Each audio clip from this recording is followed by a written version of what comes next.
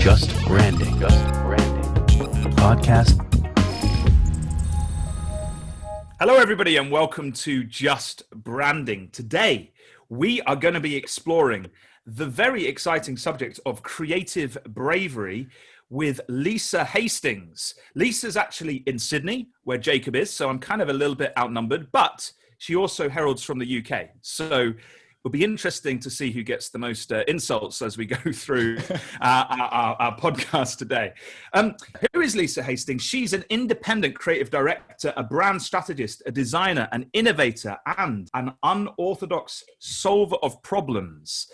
She has a background in agency. She's lived all over the world, and we are really excited to have her here. She's also, I came across Lisa when I did some work with her good friend Mark, who runs the Shelf Impactors podcast, which Lisa is heavily involved in. And so if you've not checked out Shelf Impactors, definitely check that out. But Lisa, it's awesome to have you on the show. Super excited to get you in. Welcome. Thanks heaps for having me on, guys. And so many titles. Thanks for all of those titles. That's another podcast for another day, isn't it? Like, what is your title? Yeah, what do you do? Yeah, like even I'm not sure sometimes. I have exactly the same problem. It's the best space to be in, right? Because you can just flick between the two and different hats. But no, I'm a creative director. I'm based here in Sydney, like you guys said. But I'm originally from the UK. I've done my 10 years, my stint in London. I've worked in China, and I've worked with clients in Europe and America and all sorts of spaces as well. But now I'm happily here in Sydney, and but originally from your hood, Matt. Yes, my neck of the woods. And we might talk archetypes later, but I'm imagining you're probably the outlaw as well, in a little bit of a portion of that. Just a tiny bit of an outlaw, yeah, deep down inside. Some people have said, funny enough, you say that, some people have said magician as well, which I kind of like, you know, that's cool. Gandalf. Anyway, move on. We're going to be talking about creative bravery today. As you probably no doubt know, when we sort of open up a subject, what Jacob and I like to do is kind of start off with definitions. Like, how do you see this subject? What do we mean when we talk about creative bravery? And I think particularly, obviously, you're on the Just Branding podcast. What does it mean in the context of brands? So set the scene for us, Lisa. Give us your kind of insight into what you think about these things. So this is the bit where I go, like, a brand is not what you say it is. It's what they say it is, which is what everyone who comes on your podcast says, isn't it? Because we're all like Marty Neumeier kids, and we think he's amazing and brilliant. But I'm just going to say, to me, branding is a gut feeling. I also studied semiotics and the communication of meanings. And to me, it's much more the meaning behind the sign or the symbol or whatever communication is out there. It's the meaning behind it. So, and in terms of bravery, I've got a little bit of a written down note here. So it's the quality and state of showing mental or moral strength to face danger, fear, or difficulty. So I guess to me, like, bravery is like, and I've recently done a podcast with this on this kind of topic of risk with Mark, actually, but more in terms of drawing up examples. So it's not recklessness, it's not taking opportunities, but it's more about facing danger. Like, it's a sensibility of courage to me. And in brand world, like, there are so many examples that we can probably draw on and talk about a little bit later on. But it's not, we're in a stage at the moment of like bold pivots and brands that haven't necessarily, they've just had to act in a different way. What about you guys? What do you think about in terms of the topic of bravery in our arena? Sorry, Matt. He's like, don't talk about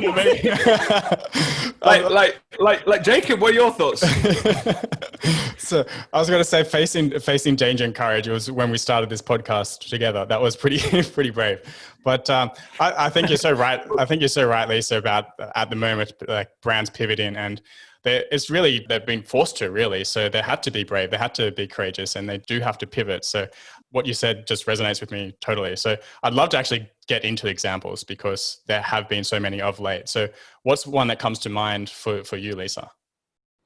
I would say even things like, and you guys will have seen it in the UK, so Aldi and the beer that they've kind of combated with Brewdog. So almost brands fighting and raising against themselves. But I actually think some of the braver brands are people like Cadbury, who've still gone through with a rebrand without doing it for the sake of.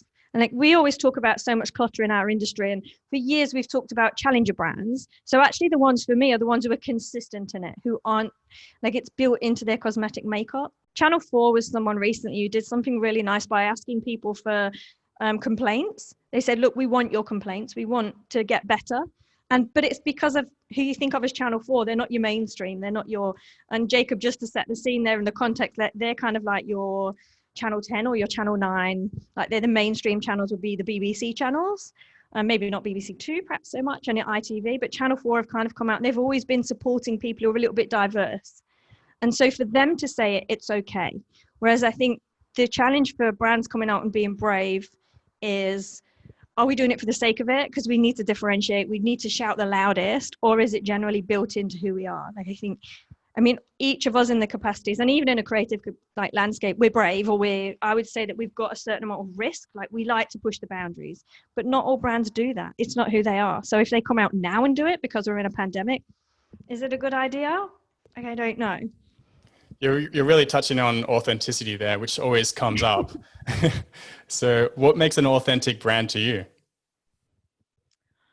Again, it's someone who pays attention to who they are and who they've always been. So Apple is the one that everyone always draws on. Like it's there to support other people. And this is kind of when you dig a bit deeper into the brand archetypes and core values for me. Like that's one of the things that, and I know we've all pivoted a bit more to kind of, Matt, you're a full out strategist. And I'm definitely like, whilst my background is designer, I've always come from a strategic point, is those archetypes are really good. Core values are brilliant at bringing out who you are. I mean, authenticity is something everyone should stand for, being true to who you are. But I think authenticity to me is going back to those core values. And now's a time when I don't know about you guys, but I've definitely been working a lot recently with kind of smaller clients, but going back to that drawing board to go, I'll give them 200 core values and go like, which ones resonate with you? And then you go in and question it and say, all right, why? And because often people think there is something, I'm authentic or I'm brave, but actually, are you? And I think it's a really good question because, go Matt. What's your thoughts on it? You were itching.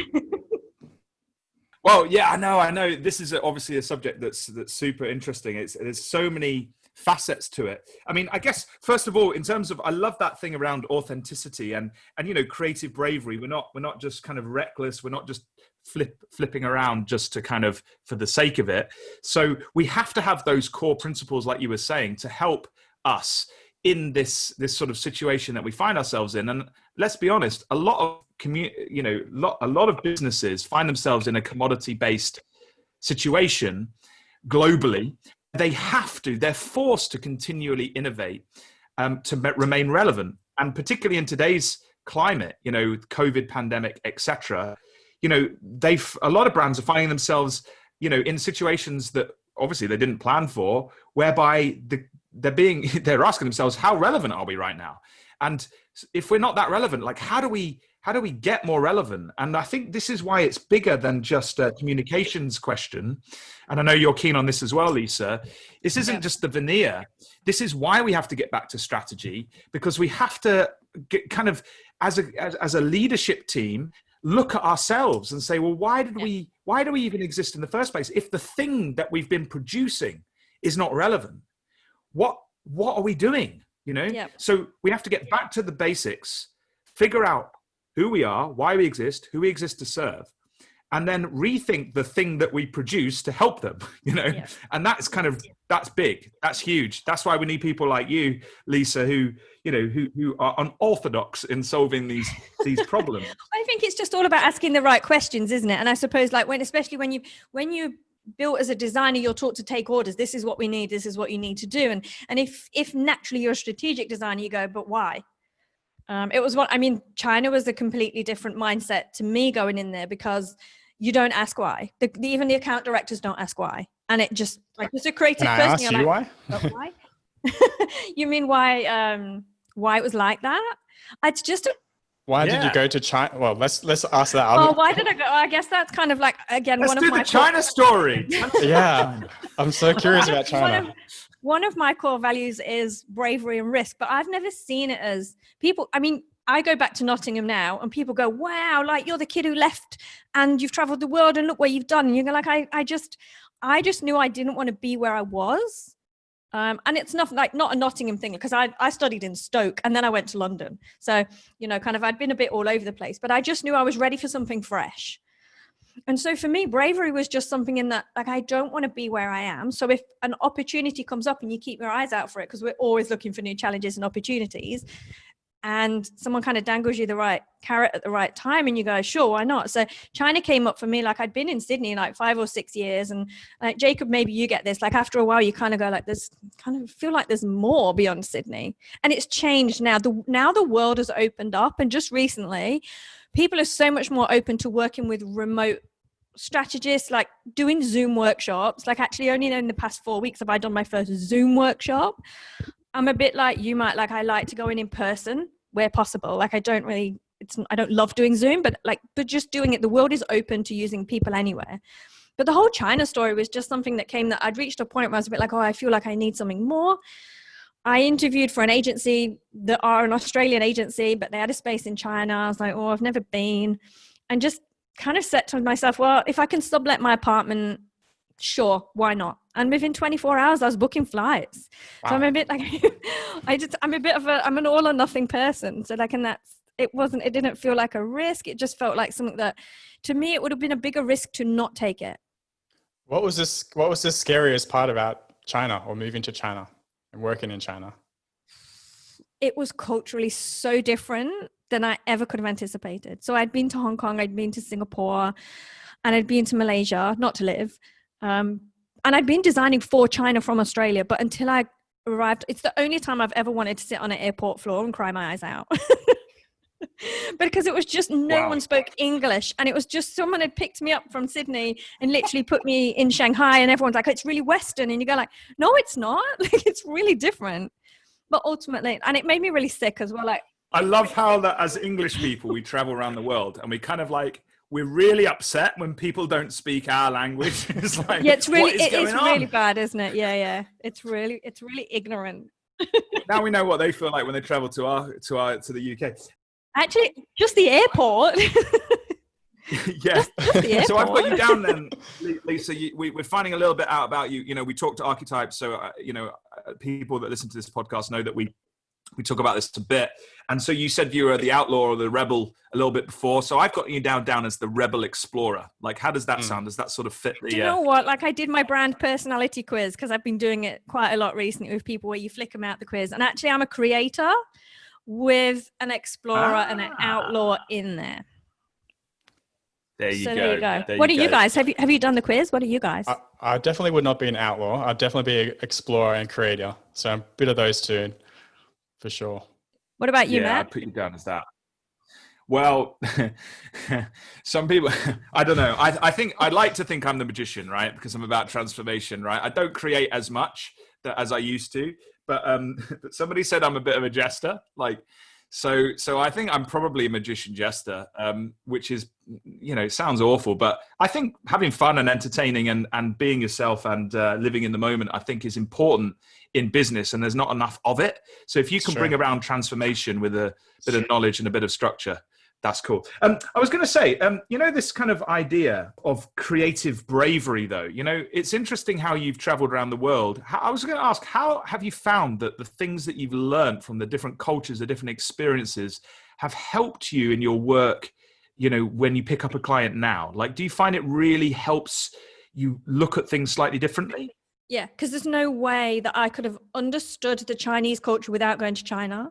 So I think the more I go out and explore places, we can't get into the heads of who we're designing for, or if we're helping a business, we need to get into the heads of who they're targeting, which again, I know we do with archetypes, but like living in China, it was a completely different culture. Until you live there, you don't understand. If you're designing for Nestle in Australia and the market is China, well, they don't have supermarkets there in the same way that we do here. So the point that people are connecting with that brand is so much of it is online. So much of it is a digital experience. And actually, Heinz, to name an example of an FMCG type brand that has recently done a really good job by simply on because everyone is shopping online now, you're not actually going to the supermarket. Is all they've done is they've used JKR, I think it is an agency, and they've dropped color behind each of the cans of soup. Now, we're emotive people. We're drawn to certain colors. So actually, when I look online and everything else has got a boring white backdrop for my can of beans, seeing it's got a nice pop of color, it elicits that taste. So even that, like the brand world is more vast than just a visual image. I know you guys have done a really good podcast with audio and how that can tap into different types of people. But I think the taste and the touch in the digital world, and yeah, I could never have understood the Chinese market without going there. It just makes me want to travel everywhere, but safer. Heinz is an interesting brand because, you know, I've got my eye on Heinz a little bit, because one of the things that struck me when the pandemic sort of hit was, particularly in the UK, I don't know if they did this globally, but everyone was struggling to get food, right? Everybody was really struggling to get slots for supermarkets to deliver to their houses and so on. And Heinz did something quite brave, because what they did was, in literally a matter of weeks, they'd rolled out a new service, and I think they did a deal with a logistics provider direct, and they put together these boxes, like different types of boxes. So if you were a new mum, you would have, you know, loads of baby food and all their baby products, and you could order it. I think it was only like £15, £20 or something, and you could get that delivered. If you just needed supplies, you could do the same with all their kind of standard beans and products. Now, you didn't pick what went in the box. You just knew you're going to get supplies for like 5 days, all of Heinz food, right? But the point was, as an example of a brand who are not just about the veneer, they're about actually providing and helping a customer. What a brilliant example to us all they've been. And, you know, I personally am astounded at the work that they're doing over there in Heinz. And it sounds like you are too, Lisa. Yeah, like they really are. Like, and I think that's a perfect example of a bold pivot. So they've not done something completely different and gone like, oh, let's make baby food, or, you know, let's make trainers, or let's turn everything that we make into hand sanitizer, which is kind of at the start of the pandemic. Everyone who previously made gin started making hand sanitizer, which is, you know, awesome for a time. But, you know, when the vaccine comes, like, we're all going to be kind of injecting ourselves with gin. But I think Heinz as well, like I think in Shelf Impactors, and Mark and I talked about Heinz from a point of, they also were part of, the UK put together a rescue package for people who actually lost out on all their salary and didn't have a lot of money. And one of the things in that package was a can of Heinz beans and some tea bags. And how good is that as a brand story? I don't think they marketed it enough, or they promoted it enough, is that you're one of England's staple ingredients. You're one of British best. Yeah. There were some great brands that could have done that here in Australia based on that. Yeah, it's just one of those stories that are so much more memorable than all the other ads that just came out that were like, we're with you, we're in this together, and everyone had the same message and the same piano music playing, and it's just so yawn where those sorts of stories are just so much more memorable. And I was also going to touch on before when you were talking about color, and you're touching on all the senses, and really that's what branding is about, is managing all the senses that are going out there, all the signals, sorry. So that is so powerful when you can send the right message. And myself, I'm a big traveler myself. I've nearly been to 100 countries. And I had this question about traveling and culture and how it has affected my designs. To be honest, it hasn't affected design per se. Like, it hasn't really changed any of how I design. But it has given me more empathy and more understanding of humanity and how people live in different cultures and how people communicate in those cultures. And just going through certain countries where you can't speak the language, such as, I haven't been to China myself, but like anywhere in South America where there's literally no English. So you have to get by like with noises, or just seeing certain symbols or semiotics or whatever it is to pick up on what they're trying to communicate. And it's just so powerful when you can communicate in those ways and are not just through written words. So I'm glad, I just want to go back to that. I totally love to hear, Jacob, I'd totally love to hear how you'd say hello to someone just using noises. Like, how cool would that be? Anyway, we won't ask you to do it on air. One of them big like waves, like a football wave thing, for like at the soccer. I've definitely done a few animal noises. For food. Brilliant. Let's do it off air. We don't want to put our listeners through that. Maybe you should do that in the end, just to say goodbye. We should say an elephant. Say goodbye, elephant. I love it. I was gonna kind of sort of move the conversation on now, if that's all right, into because creativity. So, you asked kind of my take on it, and I didn't sort of say this at the time. I didn't get around to it, but I just wanted to say, like, for me, running teams of designers, running teams of creatives, and running, working with leadership teams and innovation teams as I do now, and to really kind of create stuff, experiences that work. One thing I kind of often say to folks is that the number one sort of enemy of creativity, in my view, is fear, right? And it's interesting how you've coupled, creative bravery, right? So we've got to be brave. We've got to open up spaces for folks to be able to come up with new stuff, and it be okay if it's not quite right, and it be all right if it gets shot down or it's not a good idea. Because if you make them feel silly or stupid, or you don't create that space, then what happens is people don't do it. They feel like, well, there's no point because I'm just going to get shot down and look like an idiot. So I think it's so important that we open up those spaces so that ideas can flow and come out. And I was going to ask you, like, where do you think and how do you think we come up with new ideas? Have you got any tips, any thoughts for brands, business leaders, designers who are thinking outside the box? What do you do? How do we get those new ideas, Lisa? Well, in terms of when you go into work with clients and things like that, like ultimately, normally traditionally it's come from a product point of view. We've got a product, we've got a service, but actually twisting it around, like I've been doing so much work with, because there's a nice little Sydney startup group, and there are always people going like, I've got this idea and I've got this idea.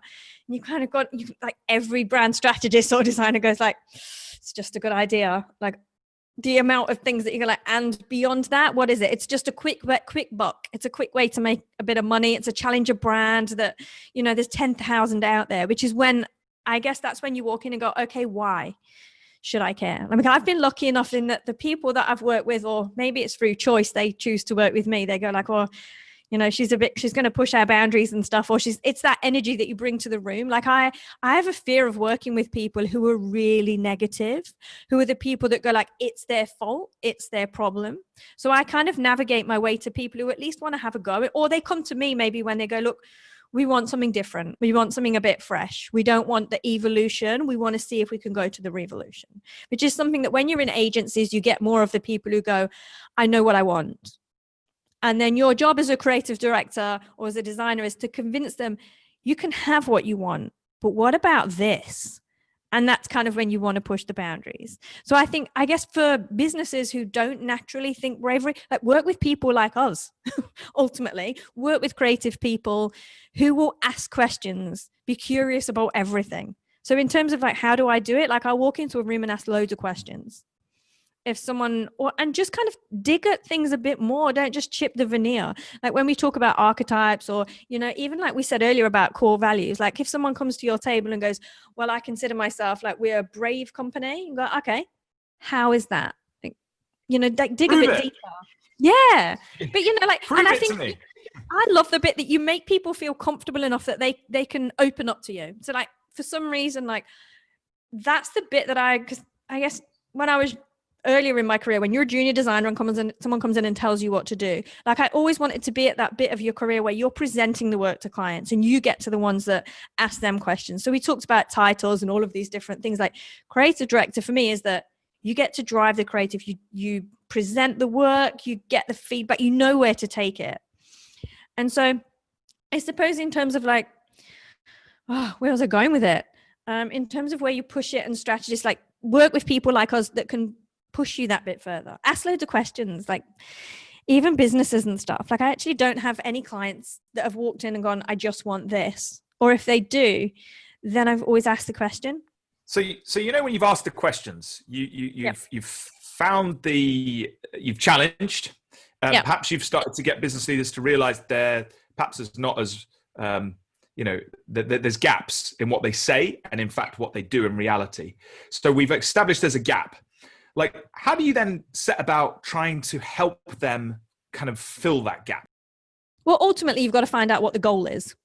So the key thing is like, we don't just walk into places and go, I think you've got a problem. Or if someone comes to us, you don't go like, we're problem solvers. We're not problem creators. So it's more about working with them to go, okay, where do we want to be? explore the market, explore the space. Who do we want to target? Like, get into the real heart of who they are. Like, people buy into stories. They don't buy into just a product or a service. Like, it's the story and the magic that goes behind it. And so our job is to go in and dig around until we find that bit of magic that we can then tell to the world that people might be interested in. Not just like, I've got a great client at the moment, and they've been in the space of protein for like over 10 years. They're dominating in the space. But ultimately, there are so many challenger brands coming into the space that they don't know. They're like, oh, we've only just done our core values, and they're just internal. So they've done their core values, but only they know them, which is great. Mm-hmm. You go, okay, now it's time to start rippling it through your branding. And also understanding, like, you tell the people what it means, but actually, if I'm a consumer, what does it mean?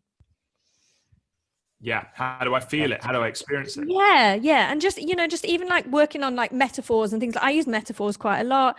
I use like putting different ways to say things. I'm quite good at taking something really complex, because if I can unpack it in my head and get to understand it, I can make someone else understand it. I'm a very simple person.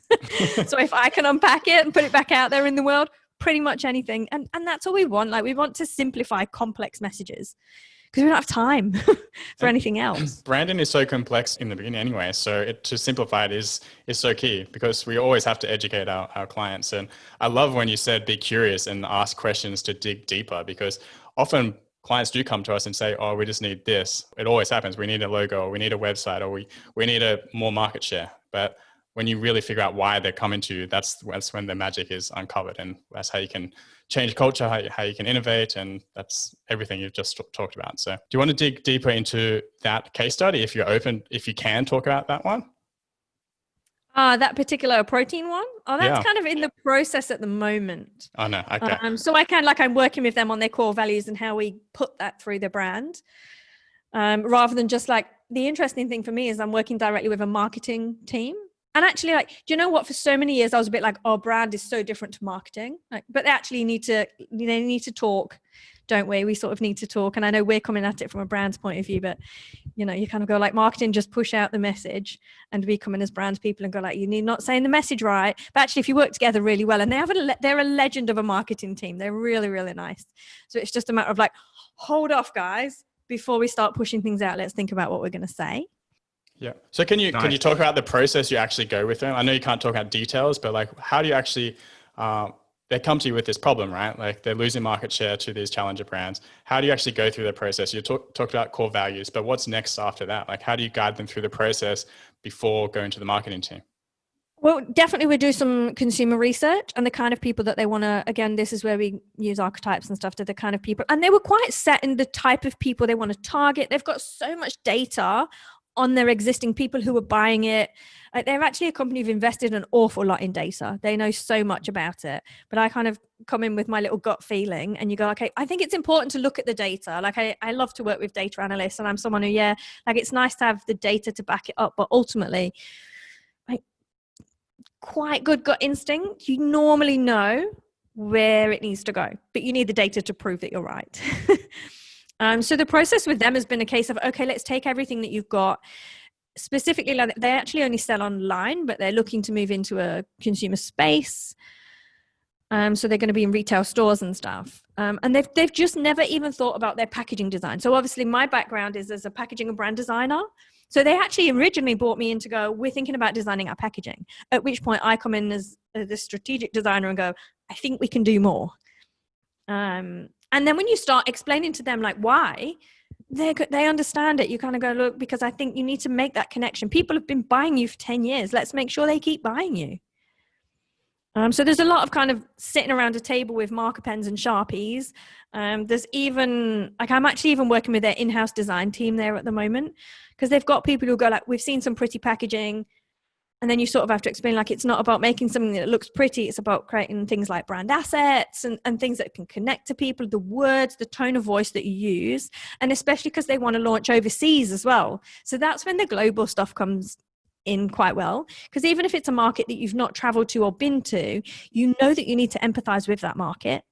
So what resonates with us, like, this is an Australian company, so they resonate quite well with Aussies. But if they're suddenly launching into an American market, it's cluttered as a space already. How do you make that connection? Why am I going to pick you? because you're Australian made, because you're built for, you know, their archetype is a hero. So, you know, everything is there. They're just not communicating it or putting it out there in the world very well. I think you made so many awesome points, Dad. And I also think that one thing that I find fascinating is when brands want to go global, I've taken a few global, it's also the assets and the machinery that needs to go behind that, as you say, because suddenly you've got to have a consistency in how your brand shows up, but you've got to tailor your messaging, your tone, sometimes your photography, your imagery, so it fits culturally. Like, you can't show dogs next to people in Muslim countries. You can't, you know, offend cows in Hindu cultures. You know, these are like literally death to your brand if you don't have cultural sensitivity. So, you know, semiotics that you mentioned earlier is so important when you come to roll it out. And it's so funny how many sort of business leaders, marketing teams even, don't fully kind of think through the brand meaning on a real kind of top level human perspective before then they allow that meaning to trickle into a cultural perspective. You're absolutely right. So I'm on board, but that machinery behind it is so cool. So how do you guys twist it around? Have either of you worked with a, you know, like a brand or a person that wants to go into that? How do you get them into that space? What are your tools? So what I tend to do is my tools are always, and probably similar to yourself, Lisa, for me, it's about getting people in the Zoom, if you like, getting people connected, right? And aligned. So my massive thing is alignment, right? Yeah. You can't do stuff like that unless everybody understands why they're doing it in the first place, you know, from a strategic basis. So there's obviously commercial alignment, which businesses don't have a problem with. We'll go to this market because it will make us more money, quite simply. Makes sense. And we've got logistics, and we've got this, and we've got all the kind of the supply chain we need. Great. But what they forget is okay, well, how are we actually now going to communicate in that market? How are we actually going to create brand assets, like you said, to do that? So the way that I play that is, I very much am a big fan of getting, you know, people together, right? And we work it through what, you know, milestones, what has to happen? Why does it have to happen? How are we going to sense check this? Are we going to do customer focus groups and all of that? And then basically build out a milestone plan of where we're going to go, and then get on and help people do it, you know, and it's just, sometimes I just think businesses, they can get so sort of bogged down in the politics, and that's not my job. As a sort of an outside strategist, you know, I'm probably similar to yourself. It's kind of like, well, what do we need to do? Let's get on and do it. Who's in charge of that? You. Okay, you do that. So you could do that as an outsider sometimes, and with knowledge of how you've done it before. Whereas if they've done it, they struggle. I don't know. What are your thoughts, Jacob? Yeah, well, I was going to say that if you're moving to another country, the strategy what you have in one country is not going to be the exact same strategy in another country. The market share the whole strategy is going to be different, and the market share that you have in this country may not necessarily be the same in the other country, especially when there's so much noise, especially in the US market, for example, where it is this crazy. There's so many choices. Like, just brings me back to walking down the aisles where it's just like so many. It's like overwhelming. So it's really figuring out the market, as you're talking about, and seeing how you can pivot or change your strategy to adapt to that market as well. And even understanding even how countries can be kind of split up, because like you said about America, and when I was at Parker Williams, we did a lot of work with Walmart, but actually understanding even the difference between marketing to a store that's in New York versus somewhere in Bentonville, Arkansas, for example, where Walmart is based, that it's a completely different mindset, and you have to kind of put your head into that mindset. And then you have to design for it. And then design is so subjective as well. So actually the biggest challenge is when you get all of those people who are the decision makers, but not the people who buy the product. So I know that when I worked at Parker Williams in the UK, sitting around a room full of, there were 10 product designers or product leaders, and we were rebranding Russell Hobbs. So it's a UK, like European, well-known brand. And the reason they wanted to redesign it is they were losing shelf space to own brands, private labels, your Breville's, things like that. And also as well, because their brand guidelines that had been done a while ago, countries like Australia were running amok with them. They were starting to put on the top of a toaster box, they put a picture of flames on the top of a toaster box, because you could just use any sort of image. So premium toaster, we got a picture of a few flames on there, because, you know, like we were like a bit of live fire out here. Why not? It heats your toast. Barbecues, Australians, kind of. Yeah, I understand it. Yeah, lovely stereotype in there. But the thing for me is, really fascinating in terms of how you do that. But it's also when you you're saying like, how do you do that? So for me, it's like, that's why I'm a huge fan of focus groups, like to sense check stuff. But focus groups made of the people, the customers, and even so externally expressed. But I've found it as well internally. So, as you say, if you've got a centralized team and they're making a lot of decisions, like culturally, that's that kind of, from a business perspective, you think, oh, that makes sense. This team will deploy that globally. But that team, you need people on the ground that support it, that understand it. And culturally, you need to make sure your business culture reflects it as well. So for me, there's a huge amounts of work when businesses want to spread out a little bit. And that is where creative bravery really comes in. Because for me, you've got to have ideas, as we've sort of been exploring here, on the communications front, on the infrastructure front, on the innovation front, on the systems front. You need to get people together, and you need to create that space so they can come up with ideas that isn't always just the veneer. It's also the innovation around the products and the deployment of those and the experiences to the customers and employees. And I think as well, like also there's a level of bravery in terms of just binning stuff, like letting stuff go. So I think there's also like the element of bravery in terms of, I don't know how you feel about focus groups, but people used to hate them in our industry and in agency land. But actually, that's where you get the nuggets of information where no one else would pick it up, but you might go in because you're a different creative thinker to someone else and go, oh, but they said if it didn't have red in it, they wouldn't resonate with that brand. And there are certain little nuggets of information that you can pull out. And that's when it's our job to go, I think this is really critical and important, that no one else has spotted it. If it didn't have fire on the box. put the fire on the box. Yeah. Like, I think you should, like, I know no one else wants it, but just do it. Put the folded socks on, whatever it is. I was running a focus group, I think it was last week or a couple of weeks ago. And we had customers there, and it was for a B2B brand. And we were showing them three, I was working alongside a creative team, and we were showing them creative directions. I call them potential futures, right? So we had like a safe one, not so safe one, and an insane one, right? Yep. And just visual languages, I'm sure we're all fairly familiar with this. And I was presenting these to the focus group, and one of the gentlemen in the group, he said, "Oh, that looks awful. That makes you look like some sort of tech kind of TV innovation company," right? And so afterwards, we got together in our little huddle and we were like, what do we think? And, before we go back to the leadership team and make a recommendation, and everyone was like, oh no, not number 3, because, that guy thought it made us look like a TV company, like some sort of tech TV company. I was like, oh, hang on a second. Because the whole strategy was to reposition the brand in the market as an innovator. And so I made the case that actually that guy, because it was new to him, his initial reaction was like, oh no, that doesn't look like where you are now. That looks like you're an innovation company. I was like, that's a good thing. That's what we want. So then everyone was like, yeah. So we went and presented it to the leadership team. They loved it. So that's that. And we brought this up and we said, look, it was perceived as a negative thing because or the story, etc. And they were like, yeah, that's where we want to go. So we've got a really radical B2B brand coming forward. So these are the things. You're right. In the focus groups, you've got to think a little bit outside the box. I think focus groups got a bad rap because we asked the wrong questions, and also we didn't use them properly in the past. I think now as you say, you need to use your gut. You need to use emotions. You need to see what people are actually saying behind the scenes.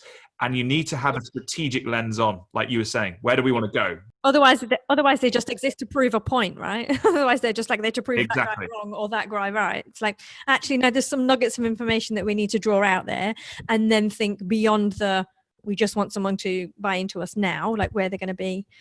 That's kind of the interesting space at the moment, isn't it? Because people are thinking like, all right, we're in the middle of a pandemic, and at the beginning of it, everyone was pushing out messages everywhere. Like, I just want to say that I'm here, that I'm doing this, that I'm here to help. And like Jacob said, like so many brands going, we're here to help you in a crisis. We're here.